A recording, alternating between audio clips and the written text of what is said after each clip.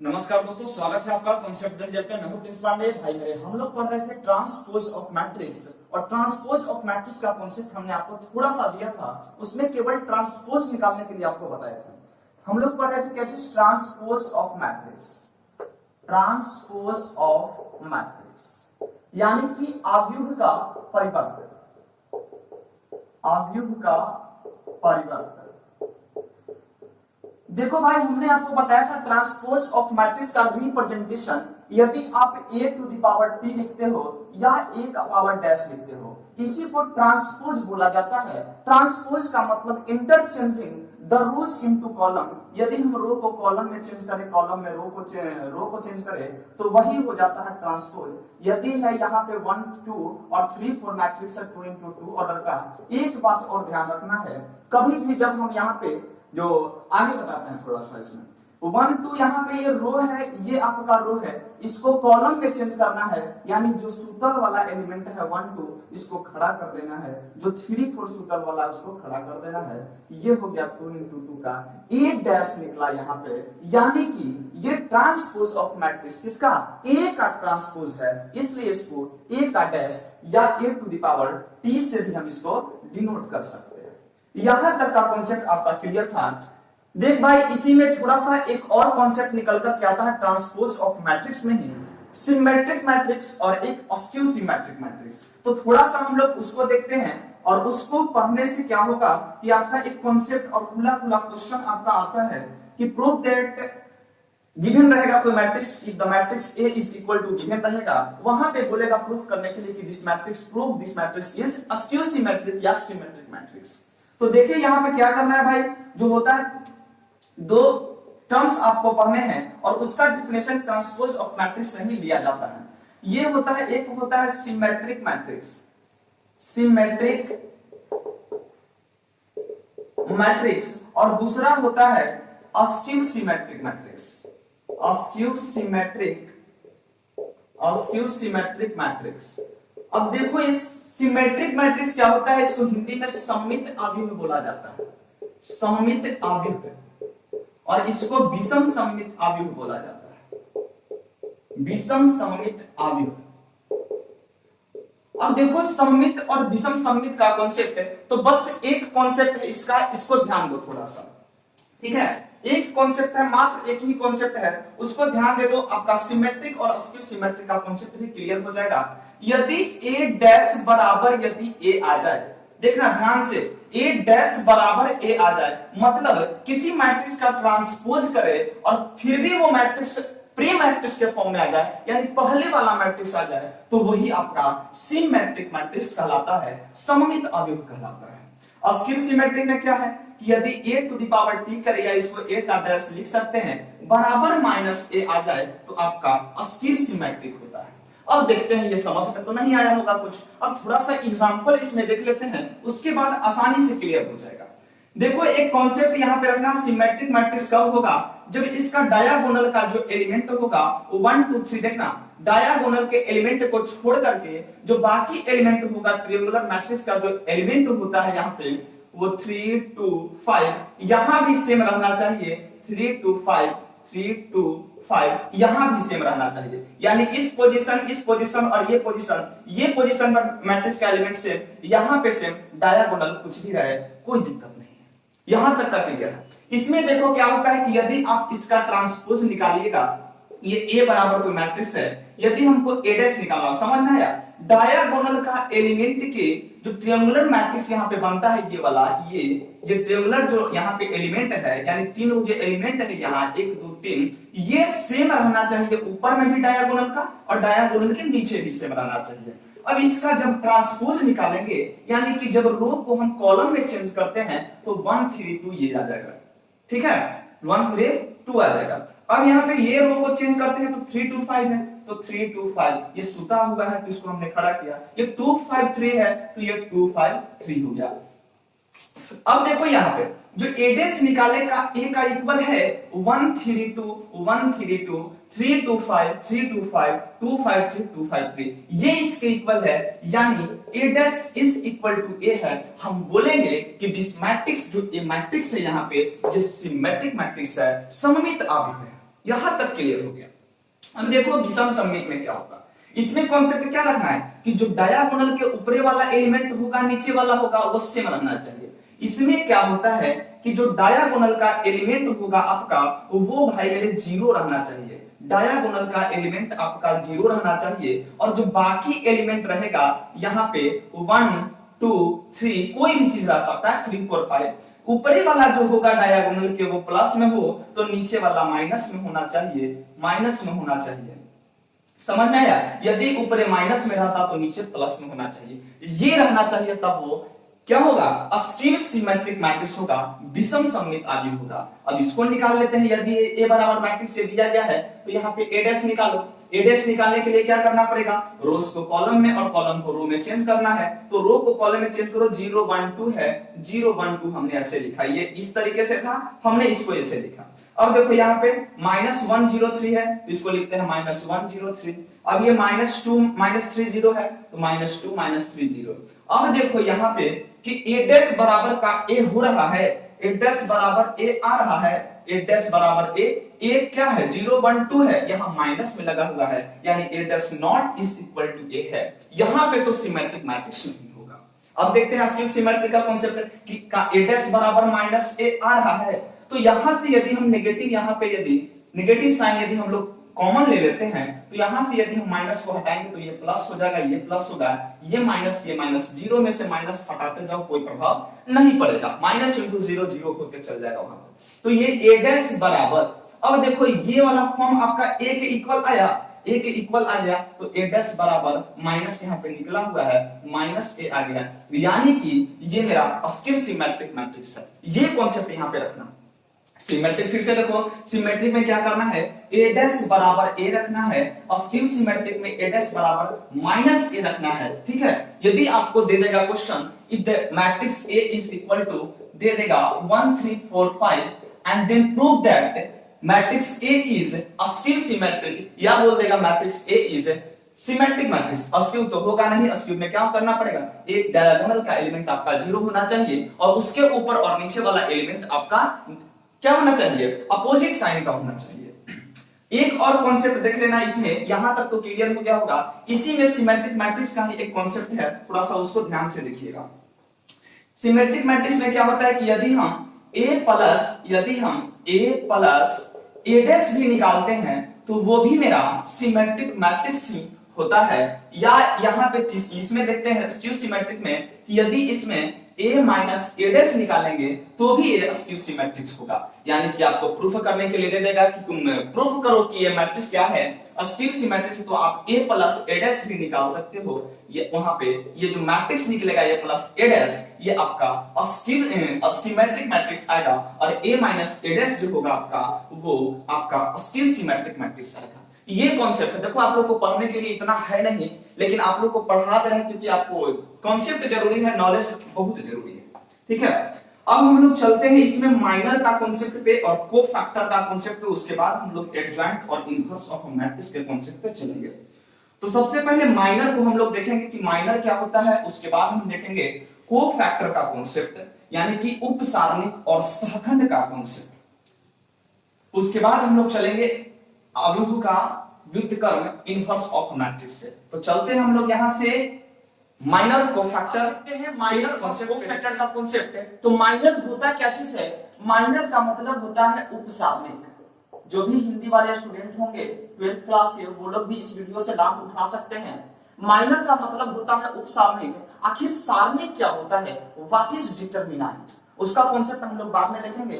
फिलहाल अभी देखते हैं डिटरमिनेंट को इस सिंबल के द्वारा हम लोग रिप्रेजेंट करते हैं, सूचित करते हैं। यदि इसमें आपका एलिमेंट होगा जैसे कि a11, a12, a13, a21, a22, a23, a31, a32 और a33 होगा, ये इसका डिटरमिनेंट का एलिमेंट हुआ। देखो क्या कर रहा है डेफिनेशन माइनर का, minor of an element aij, जो aij एलिमेंट होगा किसका? माइनर का, of determinant of matrix A, यानी कि A के डिटरमिनेंट का aij का एलिमेंट का minor is the determinant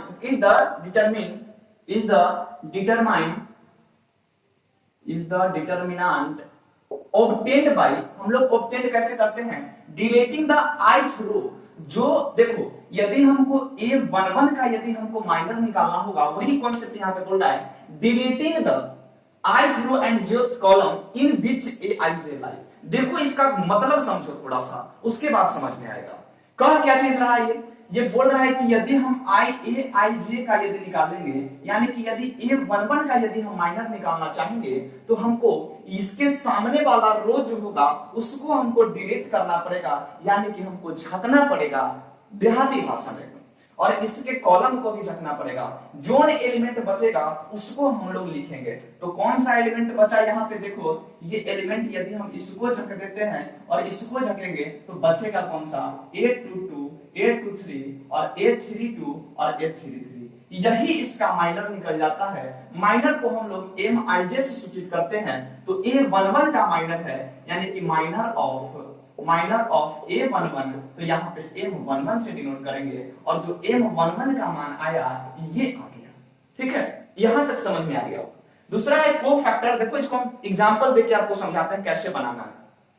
cofactor है the minor of any element of a determinant with the proper sign prefix is called cofactor. समझ में नहीं आया होगा, देखो कहां से समझ में आएगा। The cofactor of element Aij is defined as Aij, जो डिफाइंड होगा वो Aij। देखो कोफैक्टर को हम लोग बड़ा A से डिनोट करते हैं Aij, या इसको Cij से भी हम लोग डिनोट कर सकते हैं। इसको निकालते कैसे हैं, तो -1 to the power I plus j, यानी कि जैमा हमको एलिमेंट निकालना होगा, A11 निकालना होगा तो I का मान 1, j का मान 1 होगा। यदि A12 तो I का मान 1, j का मान 2 देना पड़ेगा, इनटू Mij, जो मेरा माइनर निकलेगा उसको रखेंगे। ठीक है, तो देखते हैं इसमें थोड़ा सा कॉन्सेप्ट क्वेश्चन देख लेते हैं, उसके बाद समझ में आएगा कि कैसे ये माइनर निकलेगा, कैसे मेरा कोफैक्टर निकलेगा। तो थोड़ा सा डिटरमिनेंट का आपको कॉन्सेप्ट भी दे ही देंगे, उसके बाद माइनर और कोफैक्टर निकालने में और आसानी हो जाएगा। ठीक है, तो वीडियो के अंत तक बने रहिएगा, चैनल को सब्सक्राइब और शेयर भाई मेरे जरूर करते रहिए। देखते हैं हम लोग क्वेश्चन पे आते हैं। क्वेश्चन किस प्रकार से पूछ सकता है, आपको बनाना किस तरीके से है, तो चलते हम लोग क्वेश्चन पे। देखिए यदि आपका कोई मैट्रिक्स दिया गया है ए बराबर, ये है 1 2 3 4 3 2, और ये है 3 -1 और 2 हो गया। देखना एक बात और हम बताते हैं कि जब भी मेरा माइनर निकालना होगा या कोफैक्टर निकालना होगा, आपको किसी एलिमेंट के सापेक्ष निकालना होगा, with respect to any element. यदि इस एलिमेंट का हमको निकालना है तो इसके सापेक्ष निकालेंगे हम लोग, इसको रो और इसके कॉलम को झपना है। यही हम बोलना चाह रहे हैं कि जब भी किसी एलिमेंट का हम लोग माइनर या कोफैक्टर निकालेंगे तो उसी एलिमेंट के सापेक्ष हम लोग निकालते हैं, उसी एलिमेंट के रिस्पेक्ट में हम लोग निकालते हैं। तो यहाँ पे एक चीज और देखना है कि अब बोलेगा यहाँ पे कि अब आपको माइनर निकालना है, तो माइनर निकालना है तो यहाँ पे लिखेंगे सॉल्यूशन में, वी हैव, आपका दिया गया है ए बराबर, जो मैट्रिक्स है वो लिखना है 1 2 3 4 3 2 3 -1 और 2 हो गया। ठीक है, अब देखना है यहाँ पे क्या करना है आपको कि यहाँ पे अब निकालना है M11। M11 कैसे, M11 ऑफ A11 का M11 निकालना है, यानी कि A11 जो आपका एलिमेंट है उसका माइनर निकालना है। तो कैसे निकलेगा, ये वाला तो एलिमेंट यहाँ पे इसको निकालना है, तो ये झकना पड़ेगा हमको। ये देखो एकदम ध्यान से देखना, ये वाला झकेंगे, ये वाला झकेंगे, बचेगा कौन, 3 2 -1 2, कौन बचेगा, 3 2 -1 2, ये बचेगा। एक कॉन्सेप्ट और रखना कि जब भी माइनर निकालेंगे, जितने ऑर्डर का डिटरमिनेंट रहेगा उससे एक कम ऑर्डर का हो जाता है। यदि 4 into 4 ऑर्डर का यदि डिटरमिनेंट आपका दिया रहेगा तो वो आपका माइनर यदि निकालिएगा तो वो 3 into 3 ऑर्डर का होगा। यदि 3 into 3 ऑर्डर का आपका डिटरमिनेंट रहेगा तो आपका 2 into 2 ऑर्डर का माइनर हो जाएगा। ठीक है, तो यहाँ पे ये 2 into 2 ऑर्डर का हो गया डिटरमिनेंट आपका। अब इसको सोल्व कैसे करते हैं, तो डिटरमिनेंट को सोल्व भाई मेरे देखो ऐसे करते हैं। यदि यहाँ पे A11 है, A12 है, A21 है, A22 है, तो इसको इससे गुणा करते हैं, यानी A11 into A22। ये केवल अभी बता रहे हैं कॉन्सेप्ट, हम ये कॉन्सेप्ट जब डिटरमिनेंट पढ़ेंगे तो आपको एकदम डीपली तरीके से बताएंगे। ठीक है, A11 into A22 ये हो गया। अब माइनस लगा के इसको गुणा करना है, यानी A12 into A21 ये करना होता है आपको डिटरमिनेंट का वैल्यू निकालने के लिए। तो यहीं पर यहाँ यही करना है कि 3 दूना का 6 हो गया, जो इसमें फार्मूले से है ये। अब 2 गुना -1, 2 गुना -1 हो गया, यानी 6 माइनस और ये -2 यानी 6 + 2 8 हो गया। यानी कि M11 आपका निकल गया कितना, 8 निकल करके आया। अब आपको देखना है किसके लिए, 2 है तो A12 हो जाएगा। आपको पता है ना ये A11 होता है, ये A12 होता है, ये 13 होता है। अब यहां से निकालिएगा आप क्या चीज, M12। अब निकालना है आपको M12 देखो थोड़ा सा स्पीड में करना। M12 ये वाला एलिमेंट है, इसको झकेंगे, इसका कॉलम इसका रो झकेंगे, बचेगा कौन आपका, देखिए ये 4 2 3 2 बचेगा, 4 2 और 3 2 बचेगा, 4 2 3 2 बचेगा। अब इसको सोल्व करो, 4 दूनी 8, 8 माइनस ये 3 दूना का 6, 2 बच जाएगा। M13 निकालो यहां से। M13 यदि निकालते हो ये वाला एलिमेंट देखो यहाँ पे, ये निकालते हैं यहाँ पे, तो ये क्या हो जाएगा 4 3 3 -1, 4 3 3 -1 हो जाएगा। तो M13 यहाँ पे 4 यहाँ से -4 हो जाएगा, ये गुना करेंगे, अब माइनस ये 3 तिहाई का 9 यानी -13 हो जाएगा। अब यहाँ पे इसमें आ जाओ तो M21 हो जाएगा। इसी प्रकार से आपको निकालना है, ठीक है। M21 यहाँ पे देखो क्या हो जाएगा, ये ऐसे हो जाएगा, इसको झपना है तो बचेगा कौन 2 3 और -1 2, 2 3 -1 2 ये हो जाएगा। अब देखो 2 2 जा 4, 4 - 3 × -1 कितना -3 हो जाएगा, तो 4 + 3 कितना 7 आ जाएगा आपका। यहीं पे M12 देख लो, M23 देख लो, M31 देख लो, M32 देख लो, M33 देख लो। अब आप लोग निकालते रहो आसानी से। देखो M22 देखो, M22 मतलब कि ये वाला एलिमेंट हमको निकालना है, तो ये इसको ऐसे रखेंगे और यही एलिमेंट के सामने वाला रखना है, तो बचेगा कौन 1 3 और 3 2, 1 3 और 3 2 बचेगा। तो यहाँ पे हो जाएगा 2 - 9 हो जाएगा, -7 आ जाएगा। अब देखो M23 देखना है तो इसको देखना है ये वाला एलिमेंट, तो यहाँ से ये झकेंगे, इसको ये झकेंगे, 1 2 3 -1 हो जाएगा, 1 2 3 -1 हो जाएगा, यानी -1 -6 हो जाएगा, -7 आ जाएगा। इसी प्रकार से आप निकाल सकते हो। अब देखो इसमें कोफैक्टर का कॉन्सेप्ट आप लोग माइनर यहां से निकाल सकते हैं, आप निकाल लीजिएगा, नहीं अगर बनेगा तो कमेंट करिएगा कि नहीं बन रहा है, ठीक है। अब देख लेते इसी में कोफैक्टर निकालते हैं, तो यहां पे देखिएगा, इसको हम मिटाते हैं थोड़ा सा नीचे, उसके बाद हम लोग देखेंगे कोफैक्टर का कॉन्सेप्ट। देखो कोफैक्टर में क्या करना है, यदि आपको कोफैक्टर निकालना है, कोफैक्टर ऑफ डिटरमिनेंट, यहां पे कोफैक्टर निकालने के लिए तो आपको A11 निकालना है पहले। तो A11 निकलेगा कैसे, तो -1 इंटू क्या बताए थे I + J होता है, तो यहाँ पे 1 1 है तो 1 + 1 होगा, 1 + 1 और M क्या चीज 1 1। अब M11 का मान क्या निकाले थे हम, M11 क्या निकाले थे 6 + 2 8 निकाले थे, तो ये 8 हो जाएगा यहाँ पे M11 का मान, ठीक है। ये M11 है, यहाँ पे देख लो थोड़ा सा, तो -1 का पावर 2 और ये कितना M11 8 हो जाएगा, -1 का पावर इवन है तो क्या हो जाएगा पॉजिटिव हो जाएगा, तो केवल 8 हो जाएगा। यहीं पे A12 निकालेंगे, फिर A13 निकालेंगे, फिर A21 निकालेंगे, A23 निकालेंगे, देखो 22 निकालेंगे। देखो यहाँ पे एक कॉन्सेप्ट आपको बताते हैं कोफैक्टर निकालने के लिए। जब भी आपको देखिए यहाँ पे ये वाला में ऑड आ जाएगा, 2 1 3 ऊपर आएगा, इसमें तो देखो ये इसमें नहीं आएगा, देखो यहाँ पे ये प्लस में हो जाएगा, ये माइनस में हो जाएगा, ये प्लस में हो जाएगा। ये 21 था तो ये माइनस में हो जाएगा, ये प्लस में हो जाएगा और ये माइनस में हो जाएगा। ये क्या होगा, ये भी प्लस में हो जाएगा आपका 3 1 और ये कितना हो जाएगा 3 2 हो जाएगा, तो ये माइनस में हो जाएगा और ये 3 3 हो जाएगा, यानी प्लस में हो जाएगा।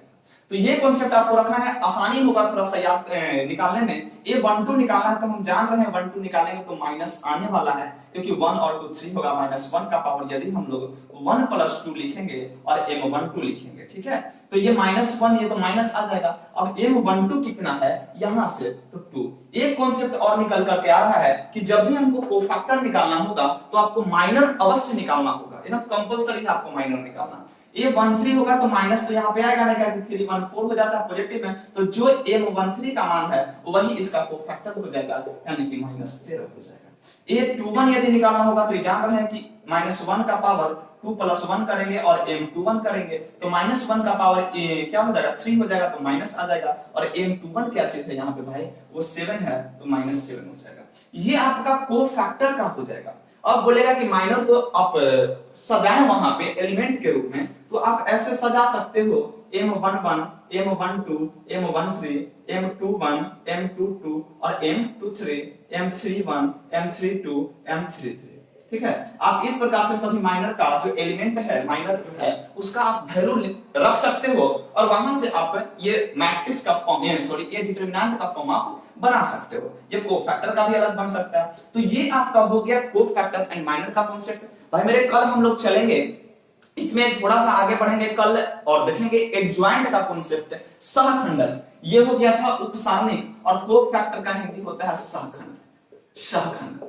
ठीक है, निकालने आ गया ना। माइनर में कुछ नहीं करना है, माइनर में आपको देखना कि पहला एलिमेंट का है तो पहला वाला का कॉलम, पहला वाला का रो आपको झक देना है, यानी कि विलुप्त कर देना है इसको। जो बचेगा उसको डिटरमिनेंट के फॉर्म में रख देना है। और डिटरमिनेंट का जो हमने कॉन्सेप्ट बताया कि इसको इससे गुना, ये माइनस में फिर इसको इससे गुना करके आपका वैल्यू निकालना। सब के उसी निकालना है। कोफैक्टर में बस -1 का पावर i प्लस j होगा। ये 11 निकाल रहे हैं तो 1 + 2 होगा, ये 12 निकाल रहे हैं तो 1 + 2 होगा, ये 13 निकाल रहे हैं तो 1 + 3 होगा, ये 21 निकाल रहे हैं तो 2 + 1 होगा, ये 22 निकाल रहे हैं तो 2 + 2 होगा। ये कॉन्सेप्ट है आपका कोफैक्टर में। तो आप लोग क्वेश्चन बनाइए और प्रैक्टिस कीजिए वहां से।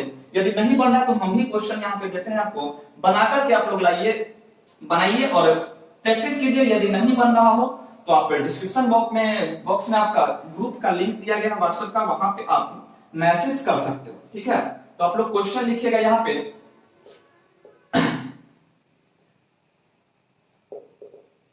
Find the minor and cofactor, minor and cofactor of given determinant। ये डिटरमिनेंट का कॉन्सेप्ट हो जाता है। ठीक है, निकालना आप लोग। ये है 2 -3 4 4 3 2 1 2 3, ये हो गया। दूसरा क्वेश्चन बस दुए को देंगे, 2 0 3 1 3 0 1 0 3, ये दो का आप लोग माइनर निकालिएगा, यानी कि M11 आपको निकालना है, M12 निकालना है, M13 निकालना है, M21 निकालना है, ऐसे ही करके कहां तक M33 तक निकालना है। और बस इसी में आपको A11 निकालना है, A12 निकालना है, तो क्या करना है -1 का पावर, A11 निकालना है तो -1 का पावर 1 + 1 * M11, यही करना है, आपको निकल जाएगा। ठीक है, तो बस वीडियो के यहीं तक अंत करते हैं भाई। नेक्स्ट वीडियो आपको आएगा एडजॉइंट ऑफ मैट्रिक्स और इनवर्स ऑफ मैट्रिक्स पे। तो बस वीडियो को यहीं पे अंत करते हैं। थैंक यू मेरे भाई, जय हिंद।